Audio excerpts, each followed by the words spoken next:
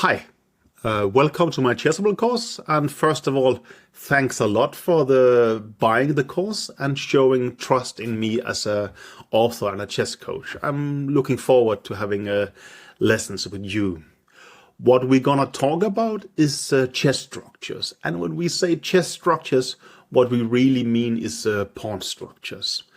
That is an incredibly important subject because I think, it's the pawn structures that defines how we understand the chess position and how we quickly manage to evaluate it. And having knowledge about pawn structures is simply a necessity to be an advanced chess player. So we're going to debate a bunch of different structures and hopefully sort of build our intuition in these areas. The reason I decided to do this course was that there is a very interesting book on the subject, also on a Chessable course by Mauricio Flores-Rios, where he debates this number of different pawn structures. But, I think for a start, it's interesting to have not necessarily a second opinion, but have someone else to present some material. So at least we get some kind of debate on, are things true or not? What is the development? And I think this creates an interesting dynamic. But also, the course is some years back by now, and the microscope, which in chess is chess engines, how we examine things, has developed a lot since then. We have neural network, we have much stronger engines in general. So I thought we will look at modern games, we'll look at the examples from the book as well, and so on. And I thought, not to update it, but to some extent, but more to talk about it in a modern context, I thought could be interesting. Also, I'm doing this course for you, but I'm also doing it for myself because, you will see it in the examples that, when I see some structure, you get to read the author's original ideas about it. It's impossible not to start being curious. Computer says this, or maybe there is this new game, and so on and so forth. And I think that's how we evolve as a chess players. We learn from the classic, we learn from the classic books, but we also try to update our knowledge to a modern context. And this is what I'm looking forward to really doing with you in the course. But I think it's easier to show an example rather than just talk about it in general. So let's jump into a game here. It's Magnus Carlsen against Abdul Satorov from the World Rapid Championship in 2022. Well, my normal day job when I don't do Chessable courses for you is being Magnus Carlsen's coach. And, he won both the World Rapid and World Blitz in 2022. So it's something that's really bring back great memories. But let's stick to talking chess for now.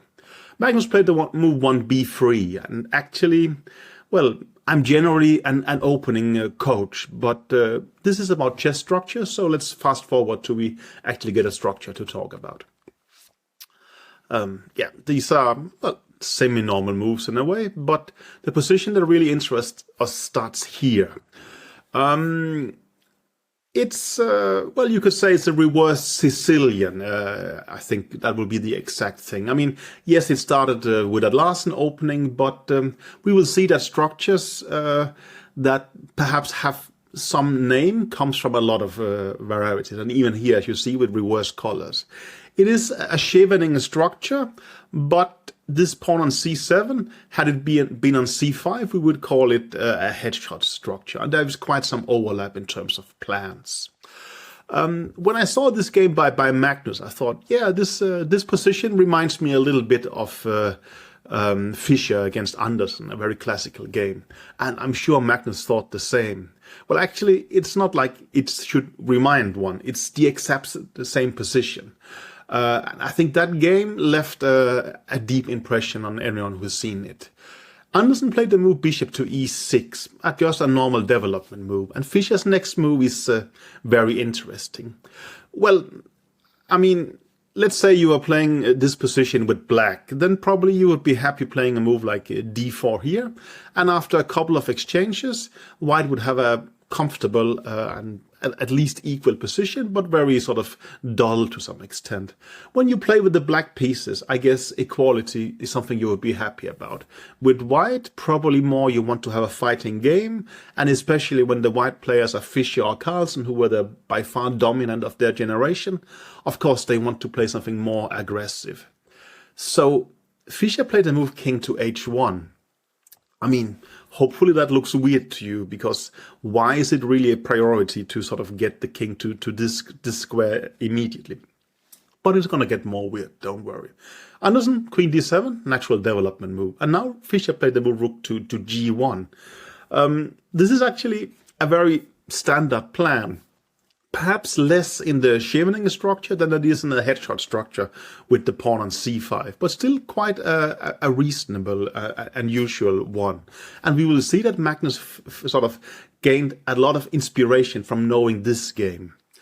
The plan is not immediately obvious and also not immediately executable, but the reason that we can allow ourselves sort of extravagant move like this is that, well, the black position is solid, but there's no immediate plans to expand or attack, right? I mean, moves like g5, well, sure, it's an attacking move, but it also really weakens our own king position. So Andersen is just continuing developing in a natural way.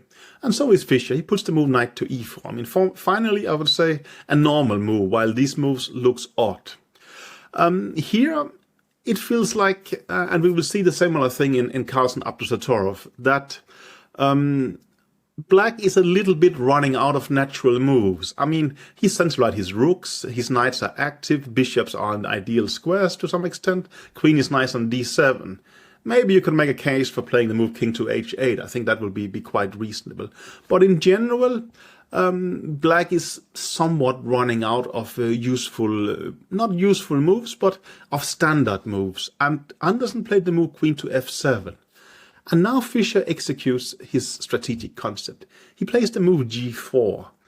Well, it is risky to some extent, but also very tempting, right? I mean, at some point you will play g5. It's starting to attack towards this king, and it's also, well, sort of disconnecting the pawn on e5 for protecting the one on f6 from protecting on e5, when suddenly our knight and bishop starts pointing in this direction. So it's a very interesting plan, but also quite weakening. This we're not going to see in this game, but in the main game we will. Andersen is a cautious player and probably also a little bit nervous about Fischer. So he's starting to see this potential of the pawn going forward. So he plays the move g6. And Fischer's next move is very nice. He plays rook to g3. Well, what's the idea? Well, it is just to double in the g-file. And, well, why would you double behind a pawn like this? Well, because there is considerable potential in the g-file, but in a sacrificial way. And we will see how. So Andersen plays bishop g7, extremely logical, right? I mean, blocking the g-file, putting the bishop on a nice square. Fischer doubles in the g-file anyway. And again, we start to see that, well, all the Andersen pieces, right? I mean, it's very hard to suggest where else should they go. They stand very nicely, but there's not much you can do about it. He plays the move knight to b6. It sort of has this immediate threat on b3. Fischer jumps to c5. Bishop goes to c8. And now a very nice move, knight to h4. Suddenly, these rooks, it's not like they spring to life, but there is this insinuation of a sacrifice on f5 when things could get sort of problematic towards the bishop on g7. Andersen plays the move knight to d7, trying to get rid of this knight. It has to retreat, and Andersen then bring his knight towards sort of the king side. But then Fischer played the move knight to f5, and let's say if you take it, we're going to take back. There's going to be problems on g7, and Fischer had a very nice position here and won a classical game. So this was, I think, a very powerful example of Fischer. It's a game that Magnus obviously knew, not in the sense that he might necessarily know that this was the exact position, but he understood that this is a plan that sometimes can be done if circumstances is a little bit favorable. So Andersen played the move bishop to e6. Abdusattorov played a little bit more aggressively, bishop to f5. Well, maybe it looks like you can fork with e4, but then knight f4 is an obvious move like this, right? So Magnus played the move rook to e1, and Abdusattorov put the bishop on g6. It's well, I would say on e6, in a way, it looked a little bit more, I don't know, logically placed, but actually it's not really the case. On g6, it points in the direction of the queen, which means that getting to play d4 is more difficult, and also it's not in the way of the rook, so the rook is actually sort of active in the e-file. Of course, on the flip side is that sometimes maybe a move like knight h4 could threaten it, but then I guess it will just back to f7. Here, Magnus decided to, well, sort of channel his inner Fischer. He played the move g4. Well, it's obvious where the inspiration is coming from, where you have seen the game before. And now Magnus wins a brilliant game. But what I sort of, look at these things, we know the Fischer game. We know that Magnus wins these games in an amazing fashion. But it's also tempting to start analyzing a bit and being critical and skeptical. Is g4 really that good? Well, the computer says, no, not here. It wants to says that, well, tactically, that is a trick here. You can play the move a4. Well, the idea is if you take, we're going to go knight b6, we get our pawn back, and we get a strong knight. Sure, that we can understand. But what after b4? This just looks like an awesome sort of interpolation of getting this beautiful structure. But here the problem is that knight takes b4 is a very strong sacrifice. At first I thought it's very weird because, sure, like this, queen c3, bishop takes d3, it looks like black has 3 pawns for a piece, which is decent. But there is this move, rook takes a4. And when takes, we give a check, king goes away, and we take here. But then black can apparently play b5, queen to d1, and c5. It is only 2 pawns for a piece. But we have the d3 square, which is very nice. But what really makes a difference is this pawn on g4. That is a considerable weakness. And while we saw with Fischer and later see Magnus is using the g4 pawn to attack. Well, here, the g-file is not going to be an attack anymore. The sort of focal point of the game has completely switched to the queen side and the center. And here the g4 pawn is a horrible weakness, and black is actually quite better here. So a4 would have been good in this position, but of course that is somewhat of a random tactic. But still, it's interesting, but perhaps not something that defines our understanding of a structure. Abdusattorov played queen to d7, and Magnus went king to h1. Well, he wants to go rook g1 next, as we will see in the game.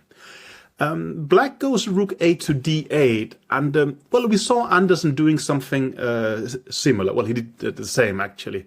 It looks extremely logical, right? We put the rook in this half-open file. But actually, it's a considerable culprit well, we remember when I spoke about Andersen that he got all his pieces in nice positions, but then there was nothing useful to do afterwards. And this is exactly the point, that here playing the move rook a to d8, it's actually just, well, to call it misplacing the rook is a little bit strong, but it's not far off. And it really sort of misses the points of what's the key in this kind of positions. It would be much stronger to play the move h6. It has some kind of prophylactics against g5, obviously. And let's say if white starts playing rook g1 to sort of do a Fischer-style attack, the d8 square can be used much more usefully. Knight to d8, and after h4 the move knight to f7. Suddenly we have, I would say, a useful knight that helps covering against this g5 advance. And also while on c6, well, he was not doing much or nothing at all relevant to the king side. On f7, it's very relevant to both, perhaps sort of attacking later, but here mainly keeping our king side under control. White probably would do like Fischer and start doubling in the G file. But then, I mean, the computer shows another very nice idea. It's not D8, it's not the 8 rank we need the rook for. No, it should go to the 6th rank. Well, for a start, again, it helps defending in this direction, so the white attack is much less efficient. But also, it even has sort of an immediate idea of perhaps going to rook to c6, harassing the queen, and then maybe we can jump the knight to c3. And, well, I think after the move h6, if anyone is better, it's black, and this pawn on g4 could start becoming a weakness. But Abdusattorov played the move rook a to d8. Magnus now went knight to e4, like Fischer, king to h8, and, well, he centralized his rook and then put the rook on g1. Well, again, now Abdusattorov really had this kind of Anderson problem, right? All the pieces are very well placed, but there is nothing next. I mean, it looks nice, but all it does is exactly looking nice. I cannot come up with any kind of decent plan. Like Anderson, he chose to play the move knight to b6. It feels a little bit weird, but somehow this knight on d5 perhaps was, well, making the other piece, sort of blocking the pieces, right? I mean, the knight on d5 was limiting at least these 3 pieces' actions. Magnus goes rook g3, very much like Fischer, but actually here it is interesting to see what the computer was suggesting. Computer was suggesting the move g5. At first I thought, okay, this is weird. You can just play the move f5, and when the knight retreats, well, what have you achieved? But you don't want to retreat, you want to play g6. And when the bishop takes, we go knight e to g5. It almost starts feeling like some kind of Volga gambit, right? We're giving away a whole pawn, but we have gotten a lot of activity. The knight is going to come to h4, and we will double in the g file, and somehow the black pieces are clumsy. I'm not saying white is a lot better. I'm saying it's very interesting and a theme I had never seen before in this structure. So I thought, that's interesting. Let's add this to my sort of understanding of things. But Magnus played rook g3 in the Fischer style. Now Abdusattorov played a4. Magnus took it, and knight a5 happened. Now he wants to sort of take on a4 next. Magnus should probably have played the move g5 immediately, but, well, it is a rapid game, mistakes are going to happen. So, knight d to g1, and bishop d5 is returning the favor, the computer is saying. And now Magnus played g5, and after f5, he played knight c3 and won the game, but I would rather sort of show how he could have won in brilliant style. Knight f6 would just have been an amazing sacrifice. The point is that, well, you take it and we're going to take back. And at first sight, it looks to me, okay, it's just a piece down. I understand there is some activity in the g file, but it's really enough. It very much is. The huge threat is e4. And a big part of the problem for black is that, well, you can't do moves like bishop to b3 because we're going to take it and give mate. But that kind of means that this bishop is sort of an essential defender, and you can't really start, let's say, moving the bishop to d6 to sort of help the rook defend, because then we're going to jump to g7 with our rook.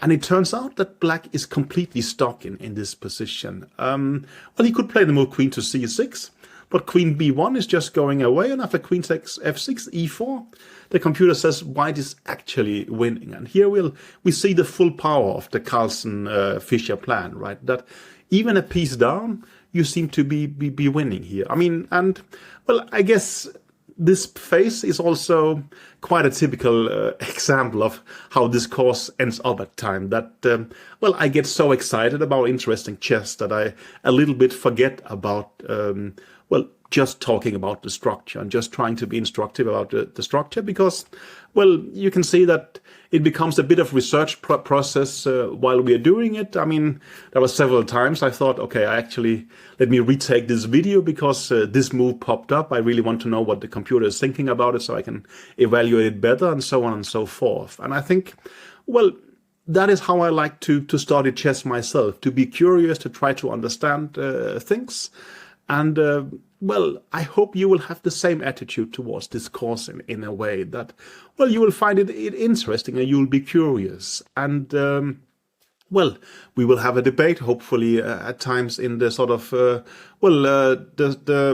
communication tools that comes with the course. You can write in the Chessable forum, right? So I hope that it will be interesting to not just learn about structures, but to think about them and to discuss them. And I think, both the author, sort of Floris Rios, and me will be happy to join this discussion. But I hope it's interesting, and let's start studying together.